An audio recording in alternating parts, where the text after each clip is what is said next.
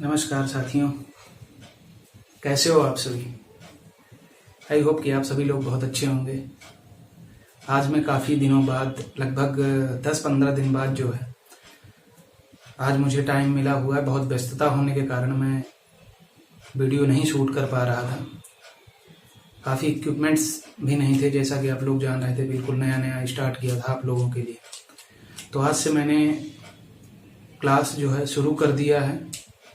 उसके बाद अब क्लास शुरू हो गई, तो आप लोगों को चिंता करने की ज़रूरत नहीं है। अब लगातार क्लास होती रहेंगी, क्लास चलेंगी और हमारे साथ आप लोगों को भी मेहनत करना है, कोऑपरेट करना है। अच्छे से कोऑपरेट करिएगा, मेहनत करिएगा।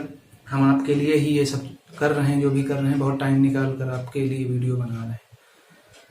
और प्लीज़ आप लोग जो है थोड़ा सा लाइक, शेयर, सब्सक्राइब जरूर करिएगा चैनल। और आप लोगों का सहयोग रहा तो आगे जो है वीडियो, आज की यूनिट तो हम ब्लैक बोर्ड पे जो है यूनिट 4 जो है, चौथी यूनिट फर्स्ट पेपर की मैं शुरू करने जा रहा हूँ।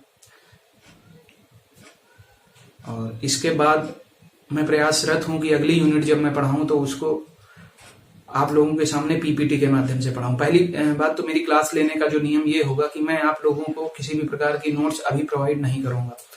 नोट्स इसलिए नहीं प्रोवाइड करूँगा, ऐसा रीजन नहीं कि मैं नोट्स नहीं बना के आपको दे सकता हूँ, लेकिन नोट्स ही चाहिए तो आप गूगल पे आप किसी भी यूनिट का नोट्स डाल दीजिए, हजारों नोट्स मिल जाएंगे। और मेरे पास तो लैपटॉप में बहुत सारी नोट्स सेव हैं। और मैं आपको यकीन मानिए, आपको मैं बता रहा हूँ, इतनी सारी नोट्स हैं मेरे पास, लेकिन मैंने कभी भी आज तक उसको खोलकर नहीं पढ़ा। जब तक आप खुद से अपनी मेहनत करके नोट्स नहीं बनाएंगे, आप कभी भी जो है उसको पढ़ेंगे नहीं। नोट्स बहुत सारे लोग रख लेते हैं, नोट्स अगर रखने से सिलेक्शन होने लगे तो सबका हो जाएगा। तो इसलिए मेरी क्लास का एक नियम होगा कि मैं आपको यहाँ पे सब चीजों को समझाऊंगा। उसके बाद आपको जो है वीडियो पॉज करके बीच बीच में जो है आपको चीजें जो है लिखते रहना है। अगर आपको कुछ जरूरी लगता है तो आप कॉपी पेन लेकर हमारा वीडियो देखिए, उसको लिखते रहिए और मैं यहाँ पे आपको समझाऊंगा। उसके बाद जो है आपको कोई ना कोई फर्स्ट पेपर की एक बुक लेना है। वैसे मैं आपको जो है केवीएस मदान की रेफर कर रहा हूँ। केवीएस मदान ले लीजिएगा। मैं बुक से आपको जो है पढ़ाऊंगा, आपको चीजों को एक एक पॉइंट अच्छे से समझा दूंगा। उसके बाद आपको खुद ये वीडियो देखकर या फिर बुक्स पढ़ के आपको खुद अपनी शॉर्ट नोट्स खुद के द्वारा बनाना, किसी की दी हुई नोट्स को नहीं कभी भी रिफर नहीं। तो आइए, आप लोगों का एक बार फिर से स्वागत है। नेट जेआरएफ अड्डा बाई जयराज पांडे। जैसा कि आप लोगों को पता है, मेरा अभी प्रथम प्रयास में जेआरएफ मैंने क्वालिफाई किया हुआ है और मेरे फर्स्ट पेपर में 35+ क्वेश्चंस जो हैं सही हुए हैं। तो मेरी स्ट्रेटजी अगर आप लोग फॉलो करते हैं तो आपके भी इतने क्वेश्चन 35+ जो है आराम से सही हो जाएंगे। आप सभी लोगों का मैं स्वागत करता हूं। चलिए शुरू करता हूं। तो आज जो है यूनिट 4 शुरू करने वाला हूं मैं।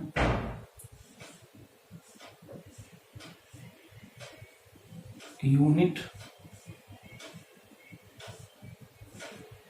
4 चौथी यूनिट, फर्स्ट पेपर की चौथी यूनिट शुरू करने जा रहा हूं। इसमें सबसे पहले हम आप लोगों को इसका सिलेबस बताना चाहते हैं।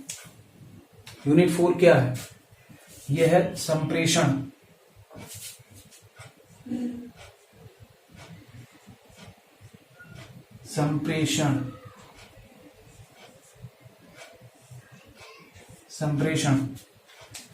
संप्रेषण इसी को कहते हैं कम्युनिकेशन।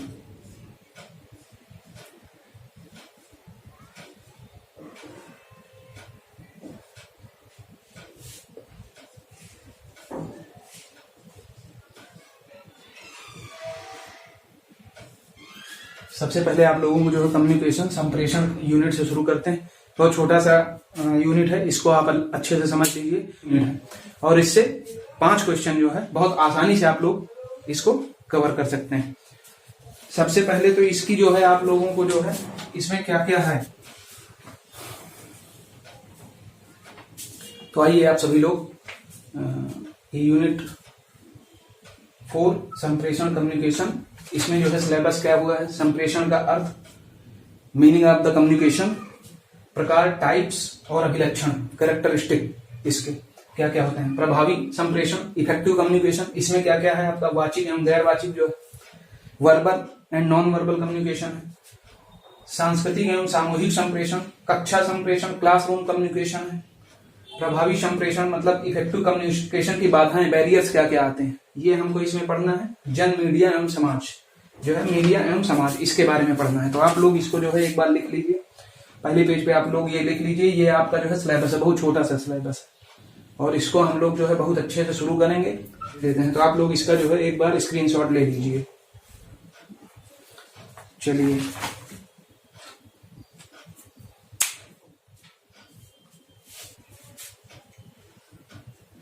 संप्रेषण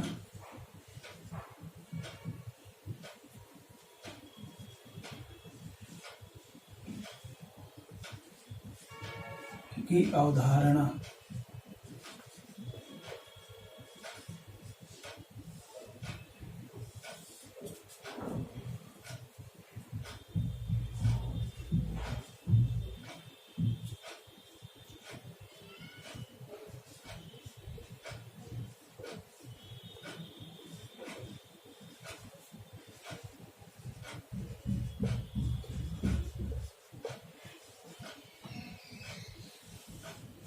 कॉन्सेप्ट ऑफ कम्युनिकेशन। सबसे पहला टॉपिक हमारा ये है कॉन्सेप्ट ऑफ कम्युनिकेशन। तो जैसा कि आप सभी लोगों को पता होना चाहिए कि कम्युनिकेशन की शुरुआत कहाँ से होती है, आखिर ये कम्युनिकेशन कहाँ से जो है, कहाँ से इसकी अवधारणा, कॉन्सेप्ट इसका कहाँ से आता है। कई आप लोग सोच रहे होंगे इसकी शुरुआत कहाँ से हुई है। तो कम्युनिकेशन की शुरुआत आप लोग जैसे अभी जानते हैं कि बिना कम्युनिकेशन के हमारे समाज का अस्तित्व ही संभव नहीं। हम लोग एक सामाजिक प्राणी हैं, मनुष्य एक सामाजिक प्राणी होता है। तो बिना कम्युनिकेशन के, बिना संप्रेषण के वो एक समाज में कभी भी नहीं रह सकता है। तो ये जो कम्युनिकेशन, संप्रेषण है, जिसको अंग्रेजी में कम्युनिकेशन कहा जाता है, इसकी शुरुआत कब से मानी जाती है? इसकी शुरुआत बहुत प्राचीन समय से, जब से हमारी सभ्यता की शुरुआत हुई थी उस समय से शुरू हुई। और इसकी जरूरत क्या थी? जरूरत ये थी कि बिना कम्युनिकेशन के हम अपनी बात एक दूसरे को कह नहीं सकते हैं। इवन कि आप जानवर, जैसे जानवर होता है, तो जानवर भी अपने ग्रुप में कैसे रहता है, अपने ग्रुप में हम लोग उनकी भाषा नहीं समझते हैं, लेकिन वो लोग एक दूसरे की अपनी भाषा समझते हैं। उनका भी कुछ ना कुछ एक तरीका होता है जिससे वो लोग संप्रेषण करते हैं। बिना संप्रेषण के तो हमारा समाज संभव ही नहीं है।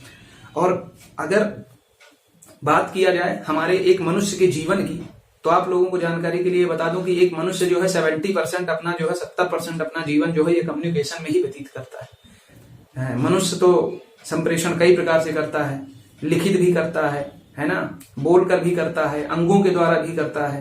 तो मनुष्य ही ऐसा प्राणी है जो हर प्रकार से कम्युनिकेशन करता है। बाकी जानवर जो होते हैं, कुछ जानवर बोल कर करते हैं, कुछ जानवरों की स्पेशल आवाज होती है अपनी, तो उससे कम्युनिकेशन करते हैं। तो हमारे जीवन के लिए या कोई भी ग्रुप हो इस दुनिया में किसी भी तरीके का, तो उसके एग्जिस्टेंस के लिए जो है कम्युनिकेशन बहुत ज्यादा आवश्यक है। तो आप लोग, आई होप कि आप लोग समझ गए होंगे कि संप्रेषण की अवधारणा जो है, संप्रेषण ये कहाँ से शुरू हुआ, इसकी क्या जरूरत पड़ी, आप लोग समझ गए होंगे। अगर आपसे हम लोग पूछें कि ये संप्रेषण का मतलब क्या होता है, इसकी मीनिंग क्या होती है, वास्तव में संप्रेषण का मतलब क्या है, तो संप्रेषण जो है, संप्रेषण एक लैटिन भाषा, संप्रेषण का अंग्रेजी शब्द जो होता है वो होता है कम्युनिकेशन। कम्युनिकेशन एक लैटिन भाषा का के कम्युनस शब्द से मिलकर बना हुआ होता है। और ये कम्युनस शब्द का मतलब होता है साधारण या सामान्य, जिसको अंग्रेजी में कहा जाता है कम्यून। समझ रहे हैं आप लोग? कम्यून।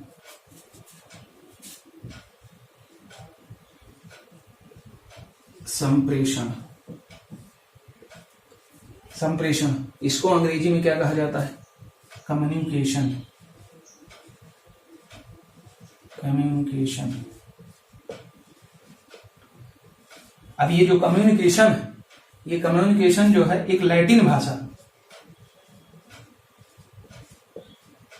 लैटिन भाषा के शब्द कम्युनस, कम्युनिकेशन जो है लैटिन भाषा के कम्युनस शब्द से बना हुआ है, और जिसका मतलब होता है, इसका मतलब क्या होता है, इसका मतलब होता है सामान्य, इसी कहा जाता है कम्यून।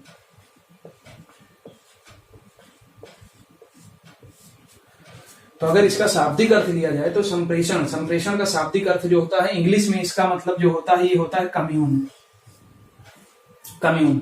और कम्यून जो है लैटिन भाषा के कम्यूनस शब्द से बना हुआ है। कम्यूनस का सामान्य अर्थ जो होता है ये होता है सामान्य, जनरल, बहुत सिंपल, सामान्य होता है, जिसको अंग्रेजी में कम्यून कहा जाता है। तो इसका तो ये अर्थ हो गया, ये शाब्दिक अर्थ हो गया। लेकिन अगर इसकी परिभाषा की बात करें, तो विभिन्न विद्वानों ने अलग अलग इसकी परिभाषा दिया हुआ है। ऑक्सफोर्ड के अनुसार विचारों, जानकारी इत्यादि का विनिमय किसी और तक पहुंचाना या बांटना, चाहे वह लिखित, मौखिक या आंगिक हो, संप्रेषण कहलाता है। इसका क्या मतलब हुआ कि अगर आपके अंदर कोई विचार आ रहे हैं, कोई आपके पास जानकारी है जिसको आप किसी को आप पहुंचाना चाहते हैं या उसको बांटना चाहते हैं, चाहे वह लिखित रूप से हो, चाहे मौखिक रूप से हो या आंगिक रूप से हो, वो संप्रेषण कहलाता है। समझ गए आप लोग कि अगर आपके अंदर कोई विचार आ रहा है, कोई बात है कि कोई जानकारी है, तो उसको अगर आप किसी दूसरे तक पहुंचाते हैं, वो किसी भी माध्यम से पहुंचाते हैं, तो उसको जो है कम्युनिकेशन कहा जाता है। अनुसार क्या है इसकी परिभाषा? मानव संप्रेषण वह प्रक्रिया है जिसके द्वारा जानकारी या सूचना पहले से ही सम्मत प्रतीकों, समझ रहे हैं, एग्रीड सिंबल्स, पहले से जो एग्रीड सिंबल्स है, पहले से जैसे हम किसी चीज को जानते हैं कि हाँ ये चीज होता है, हर चीज का सिंबल जो हम लोगों को पता होता है, जैसे ये बल्ब है, ये पंखा है, ये क्या है, तो ये सिंबल पता होता है। तो पहले से ही सम्मत प्रतीकों, एग्रीड सिंबल्स के माध्यम से लोगों के बीच पारित की जाती है तथा वांछित प्रतिपुष्टि भी इसका लक्ष्य होता है। संप्रेषण का मतलब ये केवल नहीं हुआ कि आपने किसी जो है कोई अपनी बात बता दी, किसी भी सिंबल के द्वारा समझा दी और उसको समझ में नहीं आया, तो फिर संप्रेषण ये पूर्ण नहीं हुआ। सीधा ये क्या है, वांछित प्रतिपुष्टि भी इसका लक्ष्य होता है। मतलब कि हमको वांछित प्रतिपुष्टि चाहिए होती है। अगर हमने उसको कोई चीजें बताया तो हमको फीडबैक भी उसका मिलना चाहिए। अगर फीडबैक मिलता है वापस में, तब हम ये माना जाता है कि ये आपका जो है कम्युनिकेशन ये सफल हुआ। तो ऑक्सफोर्ड ने यही चीजें कहा है घुमा फिराकर कि विचारों, जानकारी इत्यादि का विनिमय किसी और तक पहुंचाना या बांटना, चाहे वह लिखित, मौखिक या आंगिक हो, संप्रेषण कहलाता है। और लिटिल महोदय ने कहा कि मानव संप्रेषण वह प्रक्रिया है जिसके द्वारा जानकारी या सूचना पहले से ही समस्त प्रतीकों, एग्रीड सिंबल्स के माध्यम से लोगों के बीच पारित की जाती है तथा वांछित प्रतिपुष्टि भी इसका लक्ष्य होता है। तो कुल मिलाकर कम्युनिकेशन का मतलब ये होता है कि अपने विचारों को, अपने आइडियाज को, अपनी बात को किसी दूसरे तक इफेक्टिव तरीके से पहुंचाना और उसके बाद उसका फीडबैक, प्रतिपुष्टि प्राप्त करना ही संप्रेषण कहलाता है। आप लोगों को ये बहुत अच्छे से समझ में आ गया होगा कि कम्युनिकेशन किसे कहते हैं, क्या होता है। इफेक्टिव कम्युनिकेशन वह होता है कि अगर हम किसी को अपनी बात, कोई बात कह रहे हैं और उधर से अगर वो तुरंत जो है उसका फीडबैक या प्रतिपुष्टि भी किसी भी माध्यम से देता है, तो उसे जो है हम इफेक्टिव कम्युनिकेशन कहते हैं। अगर हमने किसी को कुछ बोला और उसको वो बात जो है नहीं समझ में आई, उसको मैंने बताया, वो बात उसको नहीं समझ में आई, वो कुछ नहीं बोलता है, चुप रहता है, उत्तर नहीं उसका देता है, उसको बात ही नहीं समझ में आती है, तो फिर वो इफेक्टिव कम्युनिकेशन नहीं होगा। इफेक्टिव कम्युनिकेशन क्या होता है? ये होता है सेंडर, जो सेंडर होता है ये है मीडियम, ये है मीडियम, और यहां पे क्या है, रिसीवर, ये है रिसीवर, ठीक है। तो जब सेंडर देता है, ये रिसीव करता है, यहां से फिर ये जो है इसको, ये फीडबैक,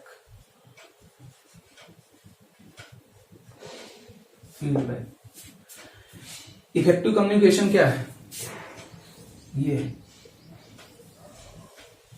आपको डायग्राम के माध्यम से समझ में आ गया होगा कि जो प्रेषक करता हो, जो प्रेषक होता है, सेंडर होता है, वो किसी भी माध्यम से अपनी बात को जो है रिसीवर तक पहुंचाता है और रिसीवर इसको जो है फीडबैक के माध्यम से इसको अपना प्रतिपुष्टि प्रदान करता है कि हाँ हमको ये बात समझ में आ गई या हमको ये मैसेज मिल गया। अगर ये फीडबैक देता है तो इसी को कहते हैं प्रभावी संप्रेषण। प्रभावी संप्रेषण जो होता है, इफेक्टिव कम्युनिकेशन जो हमेशा होता है, वो दो तरफा होता है। एक तरफा नहीं होता है, सिंगल लाइन में नहीं होगा, डबल लाइन में होगा। सेंडर जो है अपने मैसेज को भेजेगा और रिसीवर जो है उसको पढ़ेगा, समझेगा, उसके बाद उसकी जो है फीडबैक देगा। तो इसी को कहते हैं इफेक्टिव कम्युनिकेशन। तो हमारे हिसाब से आप लोगों को इफेक्टिव कम्युनिकेशन समझ में आ गया होगा। बिना इफेक्टिव कम्युनिकेशन के जो है आगे कम्युनिकेशन संभव नहीं होता है, बातचीत नहीं हो पाती है आगे। तो किसी भी कम्युनिकेशन को जो है पूर्ण होने के लिए जो है इफेक्टिव कम्युनिकेशन बहुत ही आवश्यक है। और इफेक्टिव कम्युनिकेशन जो है हमेशा याद रखना जो है ये दो तरफा होता है। इफेक्टिव कम्युनिकेशन दो तरफा होता है कि इसके मेन ऑब्जेक्टिव्स क्या है, फंक्शन ऑफ कम्युनिकेशन, इसके फंक्शन क्या है, संप्रेषण के आखिर प्रमुख उद्देश्य क्या होते हैं और इसके कार्य होते हैं। तो इसको जो है हम मेन एक हेडिंग में जो है इसके मेन पॉइंट्स बता देते हैं, बाकी आपको समझा देते हैं। Main objectives and function of communication, इसके मेन ऑब्जेक्टिव क्या होता है, फंक्शन क्या होता है। तो सबसे पहले क्या है, जानकारी को अद्यत रखना एवं निर्णय लेना, information to keep once updated for decision making. इसको आइए डिस्क्राइब करते हैं। जानकारी को अद्यत रखना, अगर आपके पास कम्युनिकेशन नहीं है, आप कम्युनिकेशन नहीं करते हैं, चाहे जैसे आप न्यूज़पेपर नहीं पढ़ते हैं, आप पत्रिकाओं को नहीं पढ़ते, न्यूज़पेपर पढ़ना, पत्रिका पढ़ना क्या है, ये कम्युनिकेशन ही तो है। आप लोग न्यूज़पेपर और पत्रिकाएं जो पढ़ते हैं कम्युनिकेशन है, कि इसमें जो है पाठक अपनी बात को पत्रिकाओं और बुक्स पत्रिकाओं और समाचार न्यूज़पेपर्स के माध्यम से आप तक पहुंचाता है और आप उसको पढ़ते हैं। तो वो जो है ये कम्युनिकेशन ही है कि वो आपको जो है पत्रिकाओं के माध्यम से भेज रहा है, आप उसको पढ़ रहे हैं। तो इन्फॉर्मेशन को जो है आप हमेशा अपडेट रखते हैं, इन चीजों को जो है कम्युनिकेशन के द्वारा इन्फॉर्मेशन को अपडेट रखते हैं और इसके बाद डिसीजन लेते हैं। अगर कोई भी आपको कार्य करना है, उसमें डिसीजन लेना है, तो आप उन चीजों को सोचते हैं। और अगर एक चीज हमेशा ये याद रखना कि अगर आप अपने दिमाग में भी कोई चीज सोचते हैं, दिमाग में अगर आप कोई थॉट्स आपकी आती है, तो वो भी कम्युनिकेशन के अंतर्गत आता है। जरूरी नहीं कि कम्युनिकेशन में आप दूसरे से ही बात करें या दूसरे को ही कुछ बताएं। कम्युनिकेशन का मतलब ये होता है कि अगर आप अपने दिमाग में भी कोई चीज सोच रहे हैं, अपने दिमाग को भी बता रहे हैं, तो वो भी कम्युनिकेशन होता है। तो अपने दिमाग में सोचकर जो है डिसीजन लेते हैं, वो भी जो है कम्युनिकेशन का ही कार्य है। अपने इंफॉर्मेशन को अपडेट रखना, ये भी जो है कम्युनिकेशन का कार्य है। दूसरा क्या है, शिक्षा और कक्षा निर्देश के लिए, एजुकेशन एंड क्लासरूम कम्युनिकेशन। जैसा कि आप लोग जानते हैं कि क्लास में टीचर जो है बच्चों को पढ़ाते हैं, तो इसमें भी जो है कम्युनिकेशन का उपयोग जो है किया जाता है। क्लासरूम कम्युनिकेशन में, एजुकेशन एंड क्लासरूम कम्युनिकेशन में, समझ रहे हैं, शिक्षा कैसे हो सकती है। अगर हम आपको पढ़ा रहे हैं अभी, तो ये कैसा है, ये कम्युनिकेशन ही है, एक डिजिटल कम्युनिकेशन, डिजिटल माध्यम से आप लोगों से जुड़े हुए हैं, तो ये क्या है, ये कम्युनिकेशन ही तो है। और